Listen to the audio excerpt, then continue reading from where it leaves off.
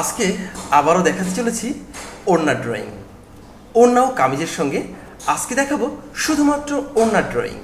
কিভাবে ফুটিয়ে তুলেছি এই ড্রয়িংটি আপনারাই দেখুন অ্যাক্রামিন কালারের সাহায্যে।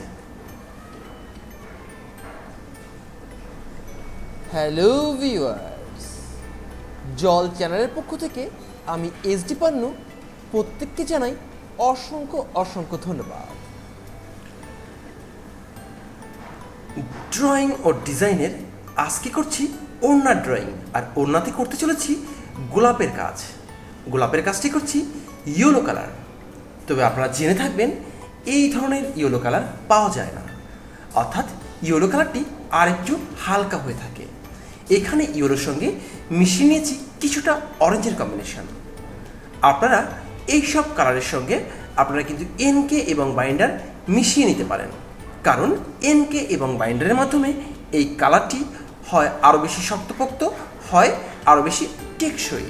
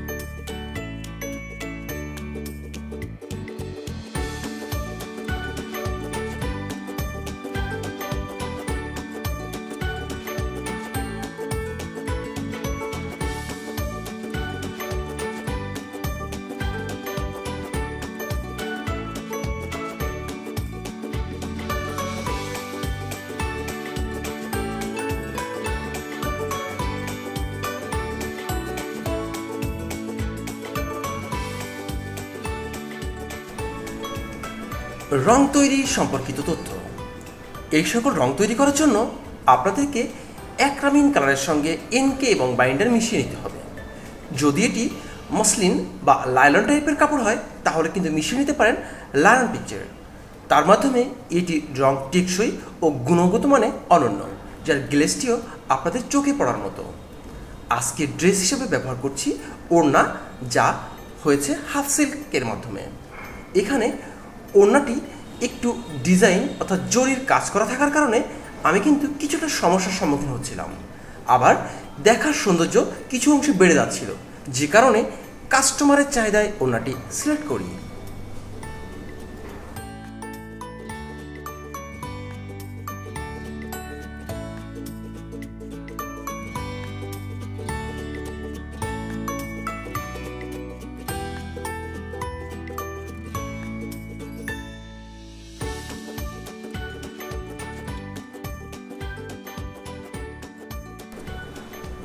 এই সকল ড্রয়িংগুলো পাইকারি অথবা খুচরা আকারে কেনার জন্য যোগাযোগ করতে পারো স্ক্রিনে দেখানো ফোন নাম্বারে।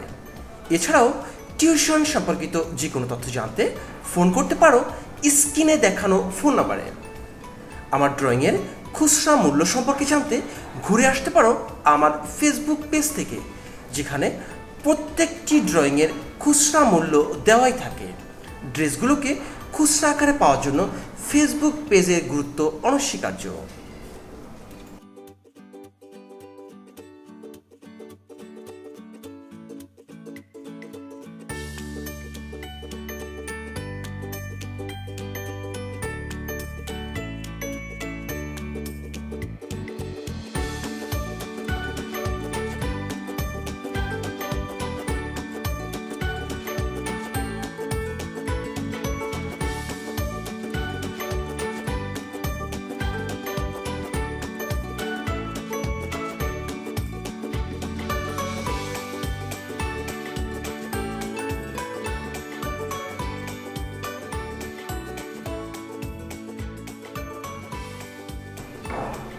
কথা ও কাজে ড্রয়িংয়ের এ পর্যায়েও আমি করছি গোলাপের পাপড়ির অংশের কাজ।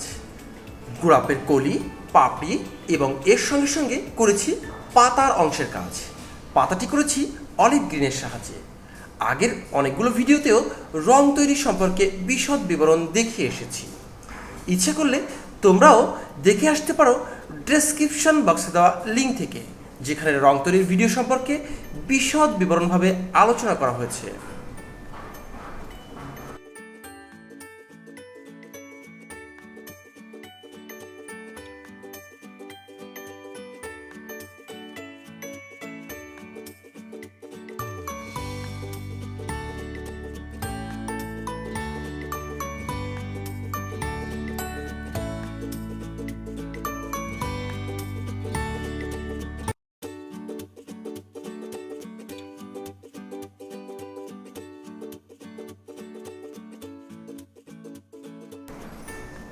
ব্যাকগ্রাউন্ড তৈরির ক্ষেত্রে ড্রয়িংয়ের একটি গুরুত্বপূর্ণ ভূমিকা।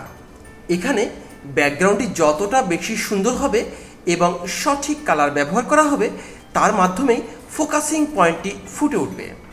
এতে করে ড্রয়িংটি আরও বেশি সুন্দর লাগবে, আরও বেশি মনোমুগ্ধকর।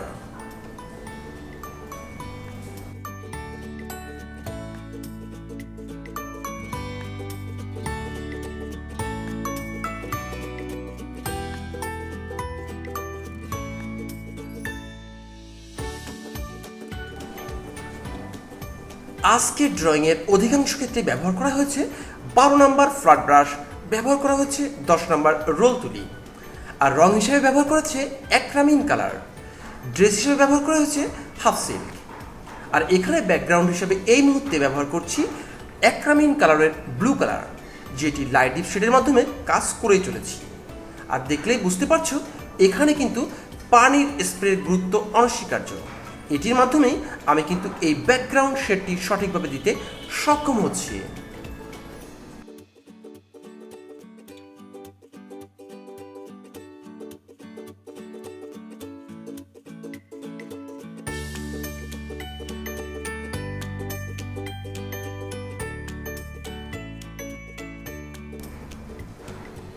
এই সকল ড্রয়িংগুলোকে পাইকারি অথবা খুচরা আকারে কেনার জন্য যুক্ত হতে পারো আমার ফেসবুক পেজের সঙ্গে, যার লিঙ্ক দেওয়া থাকবে ডেসক্রিপশন বক্সে।